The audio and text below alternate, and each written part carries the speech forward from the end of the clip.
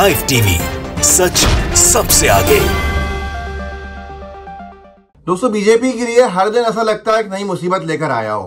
पहले कर्नाटक के चुनावों में जिस तरह से पराजय हुई बीजेपी की, पूरे देश भर में किरकिरी हुई। हिमाचल भी हारे थे, लेकिन कर्नाटक की हार बीजेपी पर सबसे भारी पड़ी और वहां पर उन्होंने बजरंग दल के मुद्दे को जिस तरह से उठाया, भुनाने के प्रयास किए, मोदी जी तक ने खूब नारे लगवाए, लेकिन वो सब बीजेपी के लिए उल्टा ही पड़ता चला गया। जो लोग धर्म को अलग रख के राजनीति देखते हैं वो बीजेपी से बहुत दूर हो गए। लेकिन अब मध्य प्रदेश में क्या हुआ है, बजरंग बली के नाम पे जो संस्थाएं हैं उनमें सबसे बड़ी संस्था बजरंग सेना ने बीजेपी को बड़ा झटका दे दिया।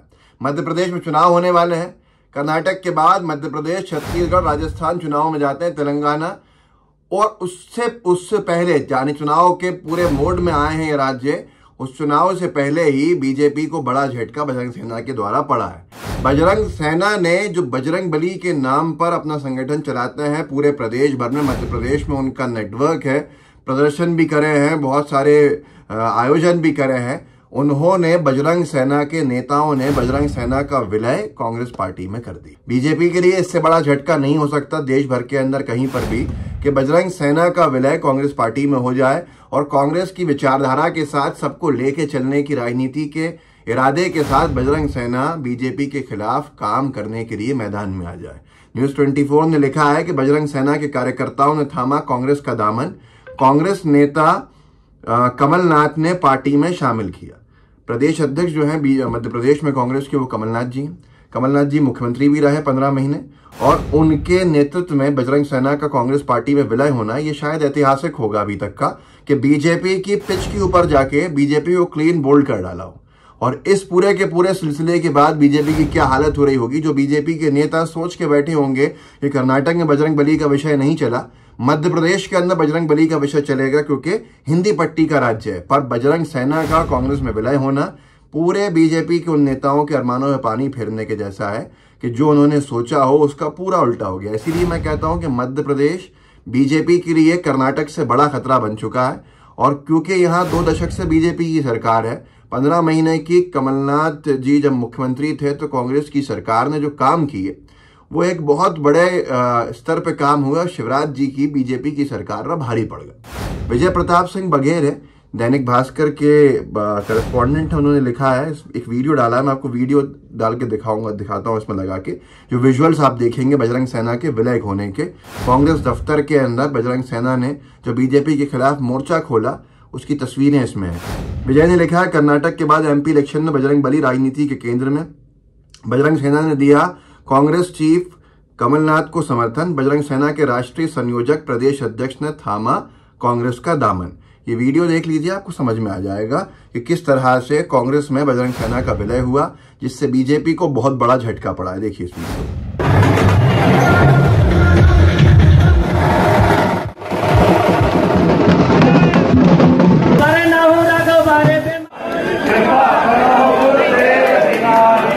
ये वीडियो देखा, ये उस पूरे के पूरे कार्यक्रम के विजुअल्स हैं जहां बजरंग सेना ने कांग्रेस का दामन थामा, कांग्रेस में अपना विलय किया और ये स्पष्ट कर दिया कि बीजेपी एक धार्मिक राजनीति जरूर करती है पर धर्म से उसका कोई ऐसा लेना देना नहीं है। नहीं तो क्यों बजरंग सेना उससे अलग जाती।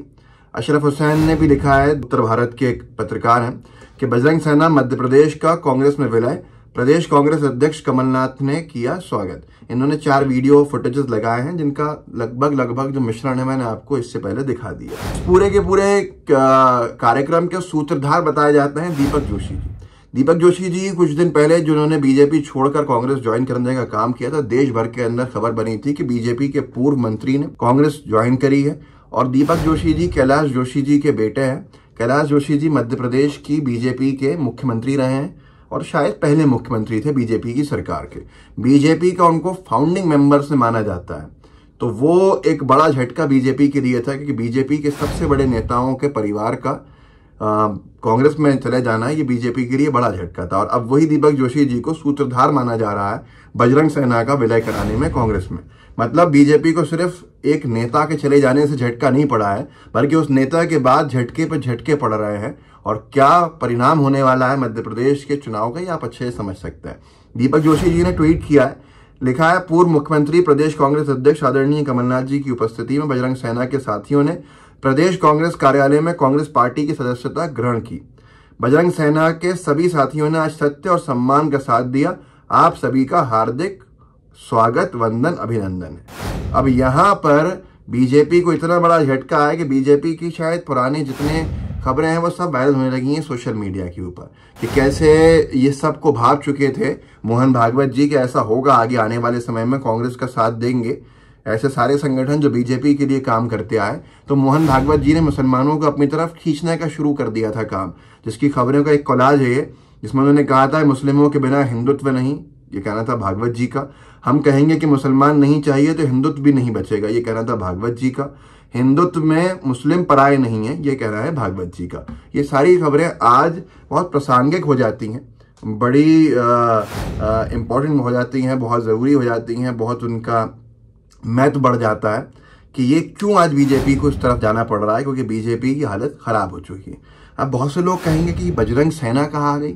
बजरंग सेना प्रदर्शन करती रही है। बजरंग सेना ने हमेशा अपने धरने प्रदर्शन से लोगों को बहुत सारे बयान बदलने को मजबूर करने के प्रयास भी किए हैं और बीजेपी के समर्थन वाले प्रदर्शन रहे हैं। जैसे 2020 में मध्य प्रदेश में उपचुनाव हो रहे थे, बहुत लंबे चौड़े, बहुत सारे एक तरह से मध्यवर्ती चुनाव की तरह ही हालात थे। तो फूल सिंह बरैया जी एक नेता हैं जो पहले बसपा में थे, अब कांग्रेस में हैं, तो उनके बयान बड़े मशहूर रहे हैं हमेशा से। उन्होंने कोई बयान दिया था जिसको लेकर बजरंग सेना ने प्रदर्शन किया था कि ये हिंदू मान्यताओं के खिलाफ है। तो उस दौरान की एक खबर मैं आपको सुनाता हूं पढ़ के, जिसको मौसमी सिंह ने खुद लिखा था और आज तक पे लिखा था कि फूल सिंह बरैया के बयान पर घिरी कांग्रेस, बजरंग सेना ने किया प्रदर्शन। जो बजरंग सेना कांग्रेस कार्यालय के अंदर कांग्रेस सदस्यता ले रही थी, ले चुकी है, विलय कर चुकी है अपनी बजरंग सेना का। ये उस दौरान आज से 3 साल पहले क्या लिखते हैं, बजरंग सेना के कार्यकर्ताओं ने कांग्रेस कार्यालय के बाहर फूल सिंह बरैया को टिकट रद्द करने की मांग करते हुए हनुमान चालीसा का पाठ किया। बजरंग सेना ने आज भी हनुमान चालीसा का कल ही पाठ किया कांग्रेस कार्यालय में, पर अपने बजरंग सेना का विलय कराने के साथ साथ और बीजेपी के खिलाफ मोर्चा खोलने के लिए। तो आप सोच सकते हैं हालात कैसे बदल रहे हैं। और मध्य प्रदेश में कई लोगों का मानना है कि 230 विधानसभा सीट्स का हाउस है, लगभग 160-170 कांग्रेस टच कर जाएगी और बीजेपी 60-70 में सिमट जाएगी। और यही आंतरिक सर्वेज बीजेपी के कह रहे हैं, जो कथित तौर पर वायरल हो रहे हैं सोशल मीडिया पर। तो ये सारी की सारी चीजें हैं।